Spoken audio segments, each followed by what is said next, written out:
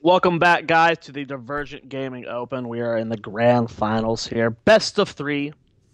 Gale Force eSports, the team we've been following all day, who, while having a dominating performance today, has shown signs of weakness. We've had some very close sets versus them, going up against Kings of Blade Alpha. They're one of the also top amateur teams here. They've got a few faces I recognize. Kiluzion, who is one of those Hero League guys you always see in those high MR matches, also has a relatively popular stream. It's been on the rise lately. So both these teams, being well known, having well known players, this is what we predicted at the start of the day, Dread. These two teams Yeah. clashing in the finals. Yeah, no, I mean, it's awesome. And best part about it, these guys don't mess around. They're already looking to get in the draft. We got it up. It's going. Yep, here we So go. we actually see Gale Force is not first pick this game, as Yeah, they were the first past time two. they So gave it up. an Uther ban coming out of Kings of Blade Alpha. Not that rare of a ban, but also not that common. I can kind of understand it. ETC being banned out. Is it going to be a Toronto first pick? Uther is one of the few supports that can deal with the Toronto burst style composition, so that ban's pretty solid.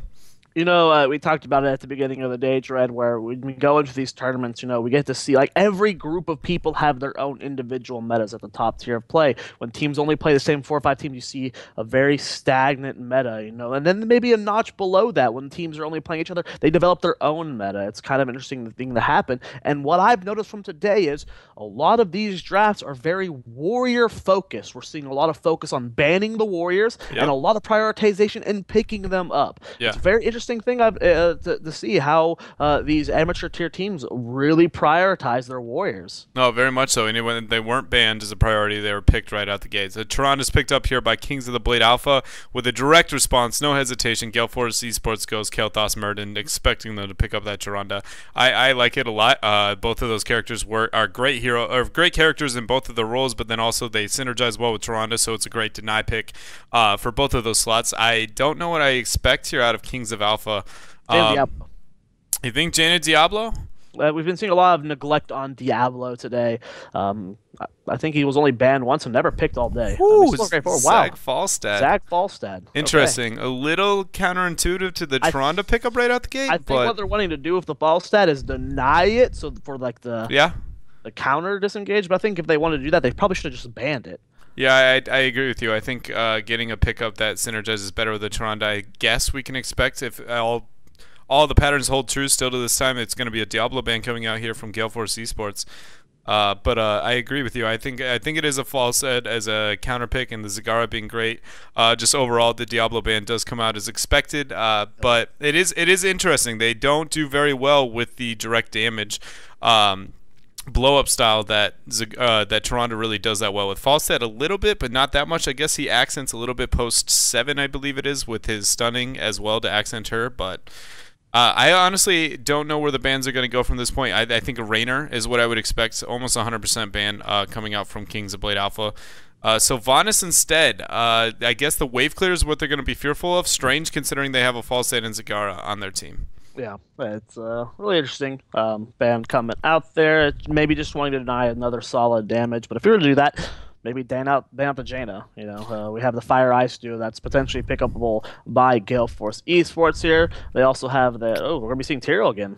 Yeah, Tyrael, and Karzim, Rainer not being touched at any point throughout this. I like that I a don't think lot. you need to. I mean, more than like a lot of teams shy away from solo support Toronto still. So with that in mind, the likelihood of Kings of Blade Alpha picking up Raynor is very low. So they might want to just snag the two they want. I mean, Karazim, I feel, is pretty obvious here. I don't think any other healer would have fit better into the composition for Gale Force Esports. Tyrael's a bit interesting to me. I don't know how I necessarily feel about that. Let's go on this map. Kings of Blade now getting chokeholded in, as we've seen in the past drafts coming from Gale Force Esports, into a Johanna pickup. I'm really curious if this is going to be a triple ranged or a double support. It's going to be It's going to be a double support composition. I actually I don't know. It's tough. I'm so torn on what they just did with that draft. So Zagara, Tassadar, and Taronda. It's like this weird dance of who can land their CC the most effectively between the two comps. Yeah. And I'm really curious. They have just a colossal amount of utility with not very good at anything other than that. And if it's used properly, I think Kings of Blade might have an opportunity here. But if they let team fights go straight forward, and I genuinely feel like overall Gale Force is just gonna essentially sanctification, chain bomb, proceed to win the video game. It's not much to it. I think it's harder to do than that. I really like. There's aspects of Kings of Blades Alpha comp that I like a lot. When it comes to tribute fights, they have an insane amount of poke. Zagara, Tassler, Falsta, Tyrande, even Joanna's got decent poke for interrupts. They have a lot of stall and a lot of sustain. Tyrande Tassler can last a very long time in a fight, and when it like this composition from Gale Force Esports until 13 with the Vala pickup, they're pretty low on damage. I feel early game when it comes to the tribute fights, as long as everyone's positioned well, Kings of Blade Alpha can out-sustain Gale Force Esports. I very much agree. I think they can delay for a very long period of time. I just don't know if that's going to be enough, because when it comes to a true raw team fight, great, you can win all the tributes in the world early game. As long as you don't feed too hard and make smart rotations, that's not going to be the end of the video game. You're still going to stand a chance at winning that game later, and you're going to have to take a team fight, right? And when that happens, if their utility is not flawlessly executed, I just feel like they lack. They don't win sustained team fights that well. Unless they isolate somebody and blow them up. And other than that, like, that's all they've got going for them is complete utility, isolation, and hopefully they kill that target. If that doesn't happen, we'll see a sanctification, which can help keep that person alive. And then we also, I'm currently in the, I'm in the wrong position right now. I'm actually put as a player, I believe. Oh, no, never mind. All right. But either way, they're going to be... I just feel like the utility has to be done almost perfectly. Force Wall is going to be the name of this game. If they go Archon, I'm actually going to be extremely, extremely surprised. Archon won't provide enough damage to actually win a straightforward team fight. They need the Force Wall coming out of this comp. I think I don't think they need the damage from Archon either. Like, you know, when you go Archon select to Justify, we need that extra damage. And I don't think they need that in this composition at all. As long as they focus fire, they can get kills. Yeah, it's gonna be. This game is gonna be very interesting to see how it plays out. Actually, probably draft-wise, in my opinion, this is the coolest game we've seen so far. Yeah, I agree. When it comes to draft, both sides actually have really strong comps, but it's just if it's played properly, and both aren't necessarily the easiest comps to win with either, or like to play properly. They're pretty hard to execute. So, I'm very interested to see how this one plays out here. Well, we are loading into that game, guys. Cursed Hollow is the map. This is the best of 3 in the finals of the Divergent Gaming Open. Everyone, spam your dongers in the chat, because this is it. This is the grand finals, and it's been a pleasure to cast with you, Dreadnought. It's been a very fun tournament. Again, another shout out to Divergent Gaming for giving us the opportunity to cast this event, because, you know, it's been a lot of fun. These games have been really cool. No, definitely.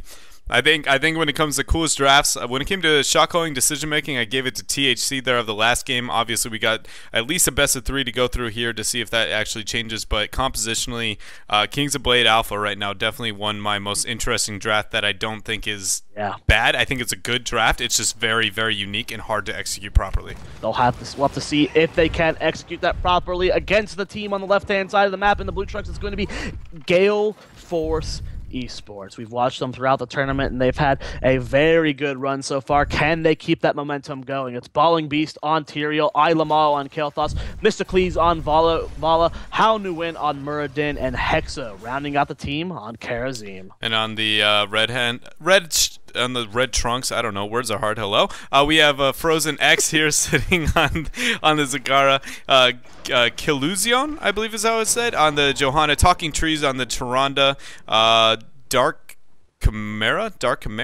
Words are hard still. On the Tassadar, and then we got Tomster sitting on the false head. Moving to the bottom lane with a 5-man rotation right out the gates. Tyrael's the only one to respond to this.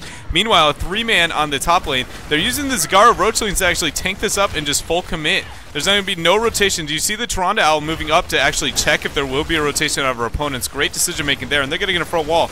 Meanwhile, in the top half, they're responding the exact same way. Muradin's end up taking it all. He won't be able to fully commit to this by himself, but they are going to end up trading both of them. Full front walls right out the gate. And actually, they're going to stick with this 4-man rotation. This push on bottom. Wow.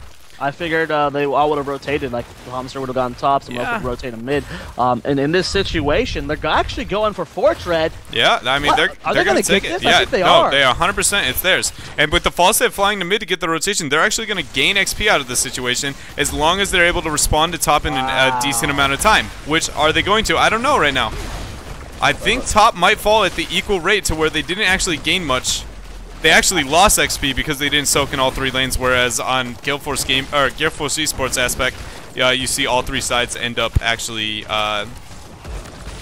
soaking actually lanes. Close because a lot of the minions are still soakable here in the top lane. So that is true. I don't think any team actually came out ahead or behind. I mean, there's a tower still up top lane for them, so you know.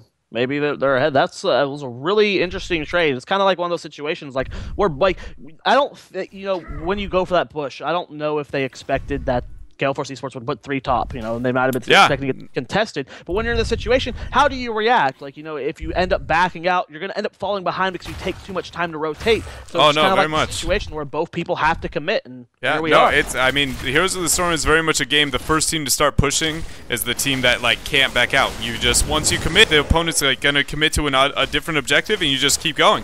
You force them to answer to you at some point. I am surprised that they were able to take a full forward on top, but I like the decision. Honestly, I like the aggressive decision-making overall. Both teams actually took out a fort and the boss of their opposing team's boss, so that's something to consider in the late game when bosses are being taken by both teams. It doesn't look like we're going to see a Giants taken from, what is their name here? Kings of Blade Alpha, but we did see it again from Gale Force eSports. Again, every game this has happened. Oh, Trondasun's going to hit, or the Gravity Lap's going to hit. His E is not going to get him out, and Merton's going to hit the Stormbolt and actually get a kill here. Meanwhile, actually, they did respond to get the Giants a little bit too late here on bottom. They already gave up the pick. Are they going to give up? They are going to give up the tribute. They're just going to say, screw it, we're going to take your front wall. I really like this as well. Yeah, Constantly, they're accepting the fact that they can't take objectives, and they're just pushing as hard as they can on other sides. These Giants will be threatening a lane without a fort, but in the mid lane, the Merton leaps in, hits the stun. A lot of damage going on with Toronto. Body block comes out as well. This might be a second kill going over them. Oh, but he does end up sneaking through there, and they're going to have to back on out of there. A nice attempt there to get that Tyrande there, but Tasser's going to be clearing out this top lane. Bottom lane, Giants are still pushing them in. You need to update the overlay, by the way. Kings of Blade Alpha, not THC.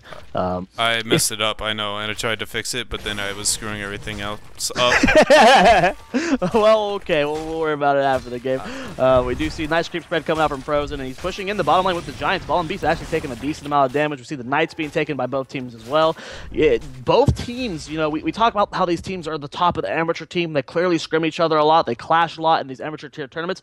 Their rotations, their strategies, their playstyles are almost mirroring each other, Red. No, very much so. It's actually pretty impressive how objective-oriented both of these teams are playing right now, and I personally, I feel like it's the superior way to play this game, especially with these type of compositions. Honestly, if it really comes down to it, I think that Kings of Blade Alpha is gaining more from this than Gale Force, just because of their utility of their style of composition. That's going to be way more important to have structures down. Fight coming here on equal footing this time. Tasser did not get picked off beforehand. Ilamao takes some light damage. Nice stun coming out onto Zagara and Volstead. He has to blink on out of there. Nice damage coming out from Living Bomb as well. Good damage coming out on the Hound Wind. He has to Dwarf Toss out. Hexo getting low as well. Killazune trying to reposition himself. He's still fine though. He needs to get healed up and shielded. Taking a lot of damage. Gravity Lapse goes down the Falstad. A little bit of extra damage going on him. Nice shield from Tasser to keep him topped off as well. And everyone on the end of Alpha getting very low. Ilamao gets delayed by the Roach Leaves. A lot of damage going on the Falstad. He barrel rolls out there, but now it's completely Mysticalese getting very low himself. A nice condemn with a nice Aldrin's Might from Ball and Beast to disengage. Mysticalese getting very low. And I think they've wanted to sustain the long-term poke fights we talked about. Tastar and Tyrande are winning this fight, and I think they're going to get the tribute. Falstad flying forward. This is a very ambitious play. Wow, and he's going to back out there. Almost instantly, Tyrande stun. They might have chased too far. No, Zagar did end up getting to the tribute, Dread. They came out on top in that in the long run. That is very much true. I honestly think their comp doesn't spike either until they hit 10. Their composition honestly is pretty weak when you consider just the basic skills overall. So that's a telling sign of where this game might go. If they're able to do that before the level 10 phase without the utility that they really need in this type of composition, I'm excited to see where this might go, honestly. Yeah, it's really, really cool fight so far. You know, we saw the first tribute go over for free just because Tassadar a little bit out of position getting picked off, but that fight was really fun to watch. It kept looking like multiple times I wanted to say Gale Force eSports gonna win the fight, but just that sustain. You know, when we take a look at these talents here, we're seeing, you know, the leeching plasma builds, giving those auto attackers a little bit of extra life steal so you can try and heal yourself up, and it's showing a lot in these fights. It's really interesting to see. Interesting enough to note, we see Lunar Blaze on Tyrande. I kind of disagree pretty heavily with that. I feel battle momentum would have helped out so much more with those sustain in the fights. I don't think that extended range on the stun is needed against this fight. I agree. They don't have very great setup either for the Tyrande stun, so I don't see that she's going to need the range to actually win a team fight. Meanwhile, they outlet the boss knowing that they're about to start it and get a tribute. They give up the tribute. They're going to make the rotation. I don't know if I agree with this call coming out from... Oh, he sets the ward in this brochure in order to get sight on the opponent. That was pretty interesting decision making there. Remember, they aren't 10. They're baiting the fight. Meanwhile, Johanna's actually capping the tribute. That's so smart. Johanna's going to get it. Body block comes on the cigar. She's going to go down, but they get the tribute, and they got them off the boss. Now, I think they can commit to it, though, and get it. If they get 10, though, we got to remember, we have a Gust at play here. If they get 10, that is absolutely crucial for this. They're going to go for a trade. They're going to trade, it does. They're going to rotate to the top. Kings of Blade Alpha going to be starting it pretty late here. The boss is already at half HP, but keep in mind, I do have that Hunter's Mark from Talking Trees. Allows you to burst these down so much faster. So what would normally potentially be a way for them to re-engage into the position to take the top right boss as well, I don't think they're going to be able to get there in time. It's going to be a boss trade again. Like with Dread, we've been talking about this all game. They do the exact same stuff. They just rotate the same way. They take the same objectives, and it's really cool to see. They're almost mirroring each other. Yeah, they are, and honestly, both both of these bosses have the exact same amount of structures of face before they end up doing it like any damage to a keep or anything. So this is really, I mean, it's honestly amazing. But the fact that we have a level 10 coming out here from both teams is where the utility is going to come into play. How well is Gust and Force Wall going to be used here? That is what I'm worried about. That mixed with Maw. Well, the stuns, the delays do come out. Mystically's not going to be able to cap that just yet. Kills you, taking a lot of damage, though. And we do see Dr. Chimera trying to get the delay on Mystically's. He's trying to get in. Nice body box from Ilamo, but they do end up not getting it. Hound in the Wind getting very, very low as well. They, you know, despite this delay, they take a lot of damage. Maw connects with the Kale Thos. Sanctification goes down, but not the best value just yet. Tassadar getting very low. Nice shields to keep everyone alive, though. Kills him, using his trait to get that shield up and make himself unstoppable. We see Frozen X gonna go down there. The Gust just a little bit too late there, as well as the Force Wall to try and disengage for him. And with Zagara going down, I don't think they can delay this anymore. Yep, that's going to be a tie tribute score 2-2 as Gale Force eSports picks up that tribute. Again, we see the situation with Mighty Gus where it's being used after a team fight. By the way, since this tribute was on bottom and Falsight got to fly down here in order to defend the boss, they ended up getting a fort on top, whereas on bottom the fort is almost unscathed. But again, we see Gus coming out late in a team fight as a pure disengage tool, which instead of an isolation or an aggressive tool, and I honestly feel like that is a large portion that we see the team fight falling in one team's favor over the other. I think if we see Gus being used with Force Wall, personally, is what I want to see it being used really well with, or with Maw, one of the two. I genuinely think that they can win these team fights, but again, utility is the name of the game here for Kings of the Blade Alpha, and I genuinely think that if they play it perfectly, they're going to be able to get this. Genuinely, I think a Maw isolation with the Force Wall or with Gus is what's going to win them a team fight. Well, we do see them positioning around the tribute. This is going to be a curse no matter who wins it, and they're already in position for this, and they're able to delay actually from pretty far away. Will they be able to get it? It's already spawned. Oh, that's going to be a curse. Going on over to Kings of the Blade Alpha. No delaying this at all. Great positioning. The fact that they got there first and positioned so aggressively forward with Killzoon and Tassadar secured them a curse. This is a beautiful call on their part. They're actually rotating the bottom lane with the Giants and the one they're closest to and the one that's going to work on the keep wall. I really like this decision out of them. It's going to force a reaction out of their team rather than soaking any of the other lanes. This is a great sieging comp too. Exactly. Talk about the poke. They can siege for days. They have so much sustain. They have to force the fight. Gale's force. Can we get a force wall? If they want to hold this, they're going to try and go. No force wall just yet. Condemn comes out a little bit slow on that. Not going to catch anyone out of position, but they're sieging it down. Giants still alive here. Light damage coming onto the front line, but not enough to force them to back off. Kings of the Blade Alpha still in a great spot. Other lanes pushing in. Midport taking some damage. Nice poke on the Dark Chimera. He's getting a little bit low. Hound in the Wind taking a lot of damage there as well. Has to back out. Looks like the front wall is going to go down. but 13 tier will be hit first by Gale Force eSports. We'll have to be very, very careful the next few seconds until Kings of the Blade Alpha gets those talents. Yeah, keep in mind in the top lane, the curse is being negated because of the Giants, but it looks like they're going to look for a team fight here. Nice stun going on the Tasker. He's getting blown up. There comes the Shadow Stock trying to keep everyone alive. Good Gus. Maw was using the backline. Mischief is getting a nice shape. Flesh Shield does not end up connecting though. The chase is continuing. A nice condemn stacking everyone up. Can they back out? Good stuns going down the Jenna. 7-side strike goes out as well. Killzone getting very, very low, and he does end up falling. Dark Chimera getting very low as well. Stuns from Avatar going on the Tomster. He gets the barrel roll out. Dark Chimera gonna fall as well. That's a 2-for-0 chain. That's gonna be Falstad as well. Mystically is gonna fall as well. Frozen getting very, very low. He tries to get the Gravity Lapse, does not connect. Ken Outrins might connect with him. He does send it forward. Does he get the dismount? No, just barely out of there. Frozen's gonna live. A 3-for-1 exchange in favor of Gale Force eSports. And that trade, that really hurt them. They just lost a curse where they gained legitimately nothing. In the top lane, they gained a fort, actually, for that. That was all they gained. And top lane, they had Giants pushing the entire time, which actually pushed more into them than it did push against them. Now they're down 2 tributes. They're down in XP. And bosses don't spawn for a little bit here. It looks like we have 35 seconds and 45 seconds, a 10-second difference between the two, which is very important to keep track of when considering these two compositions. But overall, that was absolutely everything that they didn't want to happen when it comes to getting a curse with their type of composition here on King's Blade Alpha.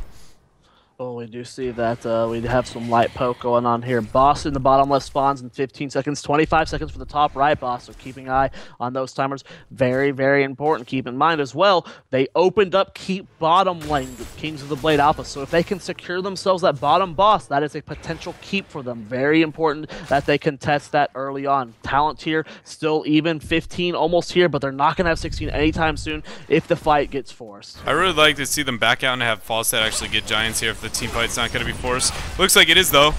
Actually, no, they're going to actually slightly disengage. I genuinely think getting a Giant here would be a really influential play. It seems like Vol's a little bit out of position, too, with the Force Wall.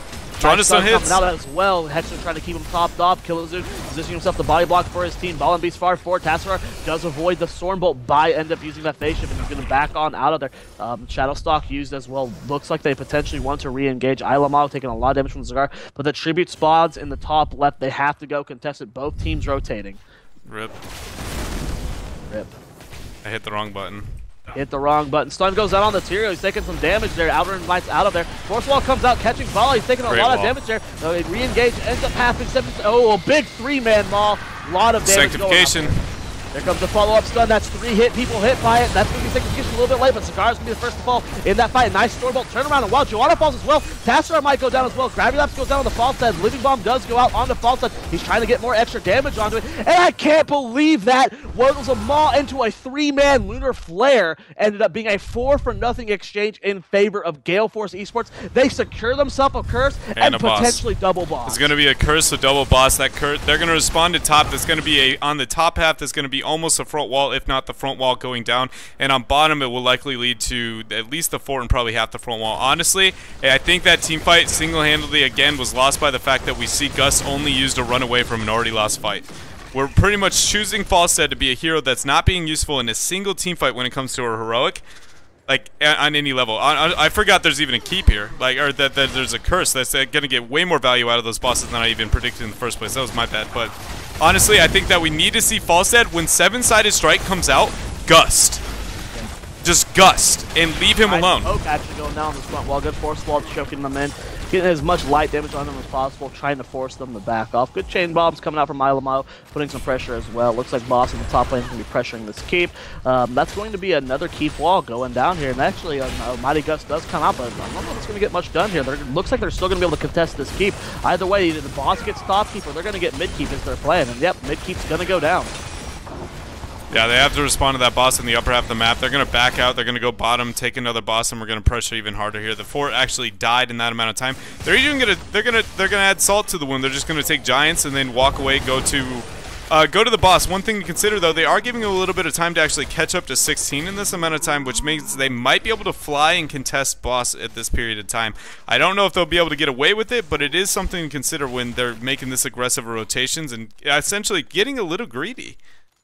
Yeah, definitely overstaying there a little bit possible, but they might go for a party bush here, but Tron Owl's going to end up scouting it out. Hits Ilamar right in the face, or it looks like they're going to want to try and contest this boss. Ball and B6, a little bit of damage. Force Wall goes out, catching Ball as well. Nice stun goes down on top of him. Blush comes out. That's going to be a dead ball. Shadowstalk followed as well. 7 strikes used. No Gust to try and disengage that, but it's going to be a 1-for-0 exchange.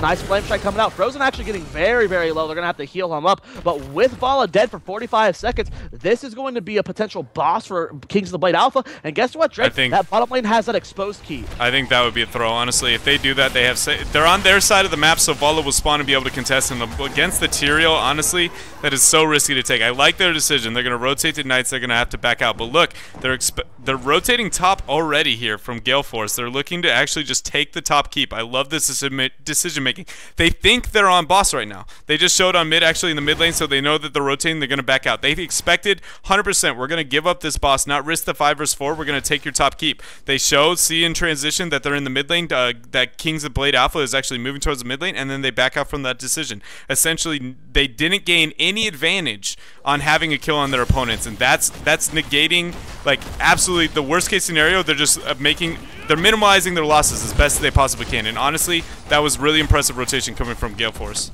Really great rotation indeed. We do see that they're positioning themselves around this tribute. First team to get here will be King of the Blade Alpha. Creep being spread just to give a little bit extra position to kill Zunian. Trying to zone out as much as he can. Condemn comes out. There's the Mighty Gust. Don't know if I agree with that. That was a really early Gust there.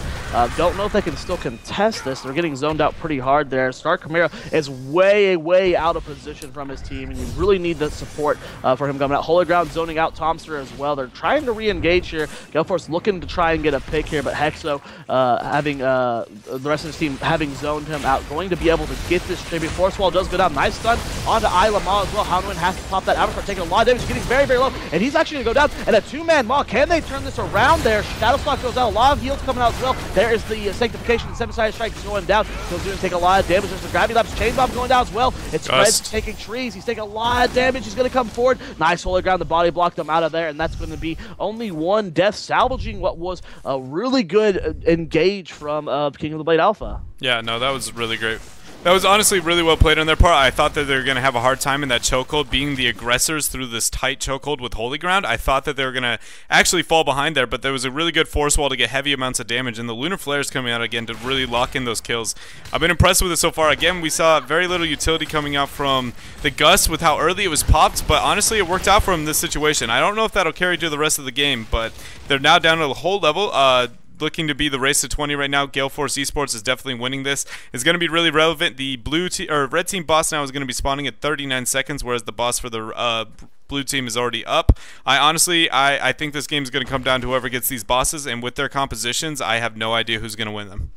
But I just like how Gale Force eSports is playing this so much better. Twice now we've had a kill advantage on the end of Kings of the Blade Alpha, and they can't capitalize it at all. It's just great rotation for Gale Force eSports, and almost I feel indecision on the end of Kings of the Blade Alpha. They don't know how to, they don't know what to do when they get these kills. But now they're positioned on this tribute. All 5 members are here for both teams. Poke comes down from Howl in the Wind. Condemn comes down. Force Wall to zone him out. But now Dark Chimera. This is the 2nd fight in a row where Dark Chimera is on a completely different section of the map from his team. He's going to have to force his way up and take some light damage by doing so. Howlin getting low in the backline. Nice kills from Hexo to try and keep him topped up. Good kills from Ball and Beast as well. Tomster trying to reposition himself. Dark Chimera getting a lot of damage as well. Has to use his E. Shadowstalk goes down. Nice 7-sided strike. Kills getting pretty low. Cigar gets the Maul down but does not connect with anyone. Frozen's going to be the first fall, but Monk is going to go down as well. Sanctification a bit too late there. Chain Bomb actually doing a lot of damage. They're getting everyone low. The chase is happening. Gravity Lapse doesn't commit, and a nice kill coming from Mysticles. He does secure the kill onto that Tassadar as well. Nice bolt forward as 20 was hit. Ilamo gets damage on the kill zone, but not going to be enough to secure that kill. It's going to be another tribute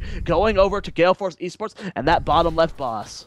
Yeah, it's going to be a boss on their half, and that's going to be threatening almost a keep here at this point. They're going to be spawning and looking to defend, which is going to be potentially a double boss play here again coming out from Gale Force eSports. We've seen this time and time again on this map. They just seem to just know how to out-rotate and make the smart decision. I think they're going to force their opponent to answer to one of the 2 decisions, but we see right here they're going to start the boss as a 3-man. I like this decision coming out from Kings of Blade Alpha, but honestly, they're not even being contested, which I find interesting. We know that they should know directly right now. Gale Force should know that they're on this boss. I guess they're going to give it up and just look to force a keep, possibly? I don't know. I feel like they kind of gave up this objective, but it's going to be a boss and a curse for them, at least at the tribute spawning on their half. Their team is just now spawning Kings of the Blade Alpha over here on the right-hand side, and so they aren't even 20, so I believe this is going to be a curse and it's going to be a keep. I really feel like they should have been able to find a way to send Tyrael up to the top boss there and mess with them and scare them off while the remainder of the team actually killed the boss on their half the map. It's a tough call to make. It's very risky. You can get picked off there, and that's like one of the few things that they Gale Force eSports could do to fall behind or get themselves in an awkward position. So they take the safe play, they get their own boss, and they're going to push in with 5 here. Frozen gets caught in position. Holy God comes out. There's the Gust, but only hits 2 people. There's 7 side strikes going out. Doing some decent damage. But the stun from the boss hits 2 people, and Zagara's going to fall, kill Zeus, getting very low as well, but Tyrael's going to go down as well. He gets the explosion, does a lot of damage. Dark Mirror kills Zeus. A big strafe coming out, and so much damage coming out from Mysticles, doing a lot of damage to Tassadar as well as Joanna. The stun comes out, nice gravity lapse, is going to be able to secure that kill. No, Chain Bomb not enough to go down, and a bit of an overextension is going to put 2 kills on to Gale Force eSports. Hexo taking a lot of damage as well. Thompson barrel rolls forward. He does get the kill on the Kerosene as well, but now he's taking damage from Mysticles. Nice storm shift coming out from Dark Chimera at the last second to keep Thompson alive. A 1 for 3 exchange, but now we have permanent damage on the core. Yeah, that's 58% damage on the core left over here. They ended up having 3 people dead. The boss on the blue team's core right now, I don't think it's going to be doing that much damage. At most, I think it's going to get it down to 90% here. If even, it's looking like it's having a hard time with the shield, and they back to be able to respond to it, so they're going to be able to get away with it. Okay, boss is out of play now. Curses are now sitting at 0-0 on both half of the map. Honestly, it's going to come down to, I believe, whoever gets the curse here to win this team fight. Games are even, but again, I think we need to see more utility coming out of the Gust to be able to win the team fight straight up here. Again, I feel like they overextended a little bit on the lower keep there with who died right out the gates. I forgot who that was in the team fight. I believe it was Murden. Took an immense amount of poke, which led to that team fight being in favor of Kings of Blade Alpha. But it looks like they're going to take advantage of the Knights being up here and being down a man in the 4vs5. Zagar isn't there yet. It's a little risky, but they do have Force Wall to choke them out. There it is. And they're just trying to get as much as they possibly can. It's not much, but at least they're not sitting back with their small advantage. Here's that point that we were talking about, though, with the 58% core. Having the core this week is going to allow Gale Force, especially with how beautiful their rotations have been against their opponents, they're going to chokehold them to not be able to do much on the map. When they want to be looking for that curse, when they want to be looking for something, they should be pressuring on mid and bottom and threatening the core, forcing your opponent to back, and then taking the objective instead of your opponent. See Giants being taken up here by Gale Force eSports, and the map being painted red as much as possible, though, by Kings of the Blade Alpha. Both pretty even in experience. We have those talents here to manage, but they're pretty spread out. We have to make sure we get all grouped up for both these teams. Don't want any picks to happen, because the picks this late in the game are going to essentially lose you that game. Force Wall does come out, but of course it is against Murden. He just dwarf toss over. Looks like we might see a push here in the mid lane with these Knights, but at the same time, Giants are pushing top lane for Gale Force eSports. Yeah, Giants are pushing in both directions. I don't think it's going to matter too much, but it looks like the engagement on mid here. Yeah, they do scout that. Tyrael was trying to cap that watchtower, so they forced the fight there. I like that decision. They weren't able to capitalize on a lot of escapes going down there, but Murden actually getting very low there. Gets shielded by Tyrael. No avatar pop just yet. Love the patience there. Only popping it if he 100% had to do it there. Nice stun coming out on the Tyrael. Hunter's Mark goes down. Not going to be enough to secure that kill, though. And the tribute spawns in the top right corner, Dread. And they're already in position to Positional advantage definitely is going to go in favor of oh my goodness, I forgot their name because I'm a terrible person. Kings of the Blade Alpha here. Blue team now, look at, this is what I was talking about. They see the objective on the half of the map. They're doing it too slow here, honestly, but they're making an interesting decision. They're gonna, you want the curse, okay, we're gonna threaten your core. Honestly, if they had made that rotation 20 seconds earlier, that could have been game. That is what I like to see out of a team when they have that much damage on a core. You just manipulate your opponent as best you can. It was a little late, but that is smart gameplay right there. That is top tier Heroes of the Storm. Well, before the next tribute, or like a little bit before it, we're going to have the bottom left boss spawn. That's going to be the next contention point. We do have a force fight coming out here from Kings of the Blade Alpha. They might try and bait a dive onto Tomster as he's pushing in this late here. Everyone is so patiently hiding here. No Q has been thrown out from Ball and Beast. Aldrin's might to poke in that spot, and they don't end up seeing it. Both teams repositioning themselves. I mean, this is the contention point. This boss for either team could potentially end the game. Yeah, no, it can. And the boss in the upper right-hand corner is on a 15-second cooldown. What I'd honestly like to see out of here coming from Kings of the Blade Alpha is a bait in some way with the fall stat on one of the bosses or the other. I don't think that they can take this fight straight up. I honestly feel like they've lost every direct one, like 5v5 team fight, and that's why I'm afraid for them to take this kind of team fight. I think somehow maybe getting a backdoor on one of the bosses would be the ideal situation here. Well, they're going to have to contest this. They can't lose the boss. They have to try and fight this. This boss will end the game if it ends up going in favor of Gale Force eSports. Nice poke coming down on that backline with good heals from Hexo. Topping everyone off again. Frozen doing a good job of positioning himself. He's been out of position the last 2 fights. He's making sure he's far back and ready to cast that Moblin dive. And there's Avatar diving in the backline there. Nice Shadow Stalker to try and disengage there. Fallen Beast comes in as well. No sanctification just yet. Storm Shield goes down. And Mysticles is very zoned out from his team, but so is Tamster. So it's a 4v4 over here to the left. Mysticles trying to reposition himself to get with his teams. A lot have been used so far, but not enough to do anything serious yet. Good slows from Mysticles. Unstoppable is used by Killzoon. Nice 2-man Moss. 7 strike goes down, but now Joanna is in a very scary spot. Sanctification goes down. A big strafe comes out. The stun immediately interrupts it. There's the Storm Talent popping on Killzoon. Nice Condemn comes out. Can he keep himself topped off? He does end up being the first fall in this fight. Hunter's Smite goes out to Hexo with a Lunar Flare there as well, but not enough damage to come there. And I believe you called it, Dread. This fight is just too hard to win. A bolt forward from Lamal comes first, but he gets bumped up pretty hard. Will he end up falling? And that's going to be an overextension there. Now is a 2-for-1 exchange. Really greedy play coming out from Mysticles and Lamal. That's going to lead to 2 deaths on their team. Darko Meyer getting very far forward, but gets picked off himself. Shadowstalk used to try and heal him up, and it's going to be a 2-for-2 exchange, Dread. Honestly, if that Tassadar has survived there, I think that would have been really game-changing overall. They're going to end up getting the curse here. The boss, or their core is being threatened a little bit here. It's not going to be that much. I think it might get a little bit of true damage. Yeah, it's going to get past the shield. They're getting to it too late here. I don't. Oh my goodness! It's actually way more than I expected there. Yeah, that's this 4 is catapults, Fred. That's a lot of damage. Game. That's game. That's game. 16%. 2 catapults. Oh, they spawn. 5%. Are they going to be able goodness. to engage? No, they're not. I honestly didn't think. I didn't see them. I didn't see the other 2 catapults. I messed up there. That's game though. Murder's going to be able to solo it on his own. They're charging the core right now. Shields up. Shields up. They're trying to disengage, though. If they can stall us out while the shield gets up, this might be a throw on the end of Gale Force eSports. Stun goes down on the Hound, and he's taking the damage. Terrio goes in as much as he can. Sanctification's down. He's got the heart and shield pop, though, and that's going to be enough. I think Avatar popped, and that is going to be GG. Gale Force eSports going to take game number 1. Sanctification alone would give him the damage to get past the shield, and I believe, I don't remember the exact number, but Tyrion's passive alone does an insane amount of damage to core. It's like 8%, I believe. To the core, I used to, when I played Tyrael a lot, I memorized what it was, but the minute I saw Tyrael going in, it was definitely 100% in favor of their team. I was, honestly, that was great decision making. I didn't realize that there was actually that much pressure on the core. That was crazy. The Winions just pulling it through there. I only saw 2 for some reason. I'm like, it's going to get barely past it, and then Nope Chuck tested. The core is like absolutely getting bodied. Gus comes out, but I mean, we've seen the same pattern coming out of the losing team every single time. Falstad and Gust having no influence on a team fight whatsoever. Gust is one of those heroics that can be highly influential. I like to compare it to Void Prison a lot. Yeah. It's very influential when you know how to use it, but it's also very hard to know how to use it. Gust isn't, VP is not just something you can just throw out, right? You have to know who to target and when to use it. Gust is the exact same way. You need to know who to target, when to use it, and how to position with it as well.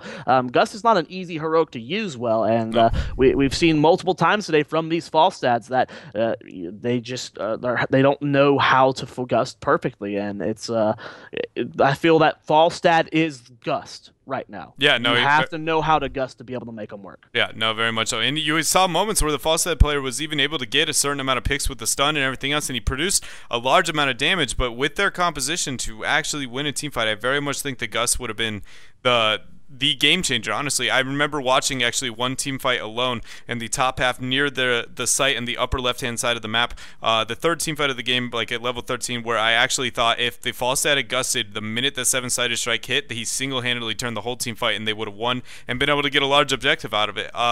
But he had a moment at the end there where he actually showed the Gust almost isolated the Vala out of the team fight, but then Vala was so far out of position, or he was so far out of position too, that it didn't change anything. Where I got really excited there. I was like, oh my gosh, a Gust that's going to change the team fight, but sadly he was out of position enough to where he wasn't able to like take advantage of like, hey guys, I split somebody, because he was so far out of position as well.